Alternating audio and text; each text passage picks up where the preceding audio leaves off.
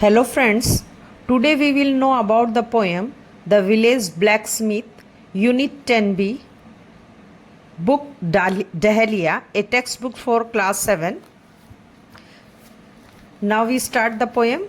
Before you read, the present poem emphasizes how the life and work of a common working man can provide an example of persistence and accomplishment in spite of tragedies. यह कविता the village blacksmith Henry Wordsworth Longfellow की एक कविता है जिसे पहली बार 1840 में प्रकाशित किया गया था। कविता एक स्थानीय लोहार और उसके दैनिक जीवन का वर्णन करती है। लोहार एक रोल मॉडल के रूप में कार्य करता है जो अपने परिवार और समुदाय के साथ अपनी भूमिका निभाने के साथ साथ अपने काम को भी संतुलित करता है। Now we start the poem. First para. Under a spreading chestnut tree the village smithy stands, the village a mighty man is he, the large and sinewy hands and the muscles of his brawny arms are strong as iron. यह कविता ये बताने के लिए कवि यहाँ कहता है कि गांव के लोहार की शारीरिक बनावट और उसकी भुजाएं इतनी मजबूत दिखती है कि उसके बारे में बातें करते हुए उसकी शक्ल का वर्णन किया गया है। Under a spreading chestnut tree, कवि इस पहले पैरे में कहता है कि फैले हुए शाहबलूत के पेड़ के नीचे द विलेज स्मिथी स्टैंड, गांव का जो लोहार है वो कैसा दिखता है। The Smith a mighty man is he, वह लोहार एक बहुत ही मजबूत मांसपेशियों वाला व्यक्ति है। With large and sinewy hands, उसके हाथ शक्तिशाली और मांसपेशियां मजबूत हैं। And the muscles of his brawny arms are strong as iron, उसके मजबूत हाथों की मांसपेशियां या मसल्स इतने स्ट्रॉन्ग है जैसे कि लोहे हों। नाउ सेकंड पैरा, अब दूसरे पैरा पे आते हैं। His here is crisp and black and long, his face is like the tan, his brow is wet with honest sweat, he earns whatever he can and looks the whole world in the face, for he owes not any man.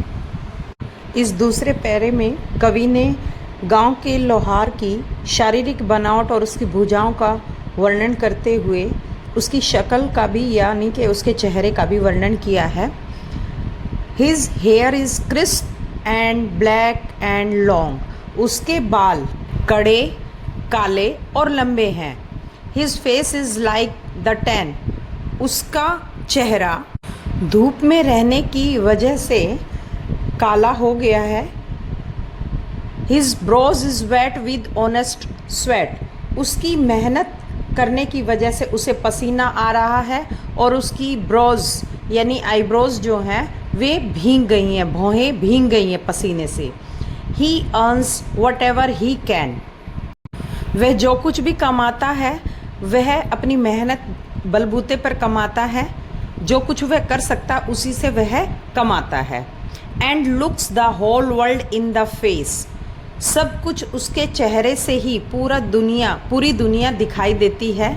For the ओज not any man, वो किसी भी आदमी के सामने झुकता नहीं है, यानी वो किसी से डरता नहीं है, बल्कि वह ईमानदारी से अपना जीवन यापन करता है।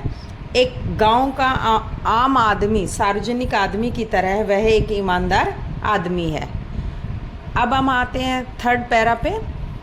Week in week out from morn till night, you can hear his blows blow, you can hear him swing his heavy sledge with measured beat and slow, like a sexton ringing the village bell when the evening sun is low.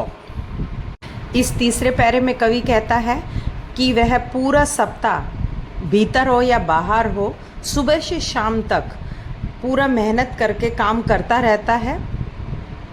You can hear his bellows blow, उसकी धोकनी और औजारों से रात दिन वो काम करता रहता है। यानी कि वो आप उसके धोखने की आवाज़ हमेशा सुन सकते हैं। You can hear him swing his heavy sledge, आप धोखने की आवाज़ और स्लेज भारी स्लेज को खींचने को भी सुन सकते हैं, जो कि धीरे और तेज़ होती जा रही है। Like a sexton ringing the village bell, जब गांव की घंटी बजती है। When the evening sun is low, जब सूरज डूबता है, शाम होती है, तब तक वह उस तरह से ही काम करता रहता है। And children coming from school look in at the open door. They love to see the flaming foes and hear the blows roar and catch the burning sparks that fly like chaff from a threshing floor. इस पैरे में कवि कहना चाह रहा है कि वो जब मेहनत करता है तो कैसे बच्चे उसको देखने के लिए आते हैं। And children coming from school, school से आते हुए बच्चे look in at the open door, जब दरवाज़ा खुला देखते हैं तो उससे देखते हैं। They love to see the flaming forge and hear the bellows roar, वे आग की लपटों से उड़ती चिंगारियों और उसकी आवाज़ को धातु से टकराते देखने के लिए उत्साहित होते हैं। And catch the burning spark that fly, और वो चिंगारियाँ जो उड़ती हैं उन्हें पकड़ने की कोशिश करते हैं। Like chaff from A threshing floor, जब वे चिंगारियाँ फर्श पर गिरने को होती हैं, वे इस तरह से ही दिखाई देती हैं जैसे कि जब किसी फसल से छिलका अलग करके उसे उड़ाया जाता है, उसी तरह ये चिंगारियाँ उड़ रही हैं। Thanks to the my worthy friend for the lesson thou hast taught, thus at the flaming froze of the life our fortunes must be wrought, thus on its sounding anvil shaped each burning deed and thoughts. Thanks to thee, आपका बहुत बहुत धन्यवाद। My worthy friend, मेरे प्यारे मित्र। For the lesson thou hast taught, आपने जो पाठ पढ़ाया है उसके लिए।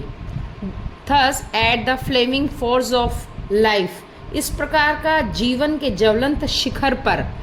Thus our fortunes must be wrought, हमारी किस्मत जरूर गढ़ी जानी चाहिए या बनी जानी चाहिए। दस on it's sounding unveil shaped, इस प्रकार इसकी ध्वनि पर हमारा एक निहाई आकार हो। Each burning the deed and thoughts, प्रत्येक हमारा जलता हुआ कर्म और विचार इस तरह का बना जाना चाहिए। इस प्रकार हमने जाना कि हेनरी वर्ड्सवर्थ लॉन्गफेलो ने इस कविता के माध्यम से एक स्थानीय लोहार और उसके दैनिक जीवन का वर्णन किया है कि लोहार एक रोल मॉडल के रूप में कार्य करता है, जो अपने परिवार और समुदाय के साथ अपनी भूमिका निभाने के साथ साथ अपने काम को भी संतुलित करता है। दोस्तों, अगर आपको मेरा वीडियो पसंद आ रहा है तो लाइक करें, सब्सक्राइब करें और मुझे कमेंट सेक्शन में जाके बताएं कि मुझे किस टॉपिक पे वीडियो बनानी चाहिए। और मेरा वीडियो देखने के लिए आपका बहुत बहुत धन्यवाद।